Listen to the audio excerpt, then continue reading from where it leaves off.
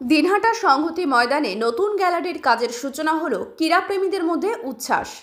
ক্রীড়াপ্রেমীদের জন্য বড় সুখবর। দিনহাটা সংহতি ময়দানে নবনির্মিত গ্যালারির আনুষ্ঠানিক সূচনা হলো শুক্রবার। উত্তরবঙ্গ উন্নয়ন মন্ত্রী উদয়ন গুহ প্রদীপ প্রজ্বলনের মাধ্যমে গ্যালারির কাজের সূচনা করেন। 1200 আসন বিশিষ্ট এই গ্যালারির ফলে সংহতি ময়দান এখন আরও বৃহৎ আকারে খেলাধুলা, সাংস্কৃতিক অনুষ্ঠান ও অন্যান্য গুরুত্বপূর্ণ কার্যক্রম আয়োজনের উপযোগী হয়ে উঠল। উদ্বোধনী অনুষ্ঠানে উপস্থিত ছিলেন বিভিন্ন ক্রীড়া সংগঠনের প্রতিনিধি, প্রশাসনিক আধিকারিক ও বিশিষ্ট ব্যক্তিরা। মন্ত্রী উদয়ন গুহ তার বক্তব্যে বলেন, এই গ্যালারির ফলে দিনহাটা ও সংলগ্ন এলাকার ক্রীড়াপ্রেমীরা উন্নত সুযোগ সুবিধা পাবেন। সরকার ক্রীড়াক্ষেত্রের উন্নয়নে সবসময় সচেষ্ট। তিনি আরও জানান, ভবিষ্যতের সংহতি ময়দানে আরও পরিকাঠামোগত উন্নয়নের পরিকল্পনা রয়েছে। স্থানীয় ক্রীড়াপ্রেমীদের মধ্যে এই নতুন গ্যালারির উদ্বোধন নিয়ে উচ্ছ্বাস দেখা গেছে। দিনহাটার এক স্থানীয় বাসিন্দা বলেন, আগে মাঠে বসার তেমন ভালো ব্যবস্থা ছিল না, এখন সুন্দর ও আরামদায়ক গ্যালারি হওয়ায় আমরা আরও স্বাচ্ছন্দ্যে খেলা উপভোগ করতে পারব। এই নতুন গ্যালারির ফলে দিনহাটার ক্রীড়া জগতে নতুন মাত্রা যোগ হলো বলে মনে করছেন বিশেষজ্ঞরা। এক্সিকিউটিভ ইঞ্জিনিয়ারের মুখে শুনেছেন যে গ্যালারি হবে সেখানে 1200 দর্শক বসে খেলা দেখতে পারবে। এটা একটা দিনহাটার সমস্যা যে দিনহাটায় আলাদা করে কোনো খেলার মাঠ নেই। খেলা, মেলা, সভা, যে কোনো উৎসব সবকিছু এই মাঠে। কয়েকদিন আগে আমি দিনহাটার যে প্রস্তাবিত স্টেডিয়াম সেটা পরিদর্শন করেছিলাম। সেদিন যারা পরিকল্পনা করেছিলেন ওখানে স্টেডিয়াম করবার, তারা জায়গা পেয়েছেন, স্টেডিয়াম করবার চিন্তা ভাবনা করেছিলেন, কিন্তু এটা ভাবেননি যে স্টেডিয়ামে মানুষ যাবে কি করে।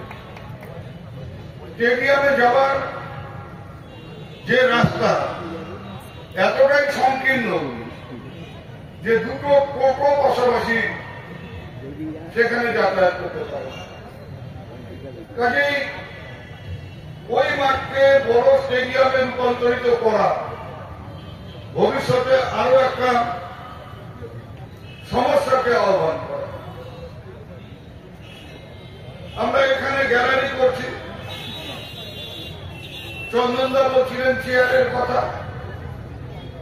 আজকে আমি যে চেয়ারটায় বসে আছি বা বসবার সুযোগ পাচ্ছি,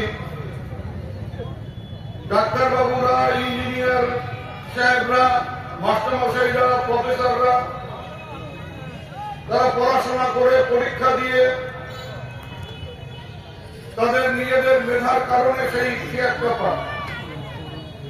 আমি যে চেয়ারটা পেয়েছি সেটা দিনহাটার মানুষের শুভেচ্ছা, তাদের আশীর্বাদে পেয়েছি। যতদিন সেই শুভেচ্ছা আশীর্বাদ থাকবে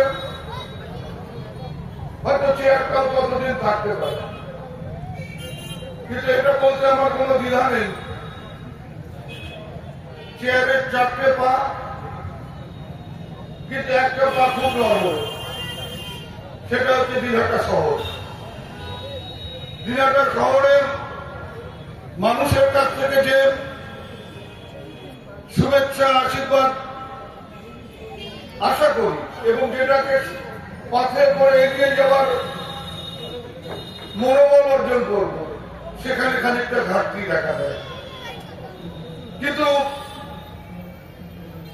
রবীন্দ্রনাথ ঠাকুর তো অনেকদিন আগে বলে গেছেন, যদি তোর ডাক শুনে কেউ না আসে তবে একলা চলো।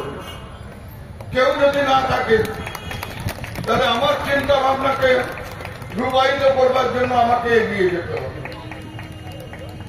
এখানে যেমন বসবার জায়গা হবে, তেমনি একটি টয়লেট ব্লক হবে, যাতে যত্রতত্র মাঠের বিভিন্ন প্রান্ত কেউ নোংরা না করে। খেলাধুলার সময় যাতে সেই টয়লেট ব্লক সঠিকভাবে ব্যবহার করা যায় তার দিকে নজর থাকে।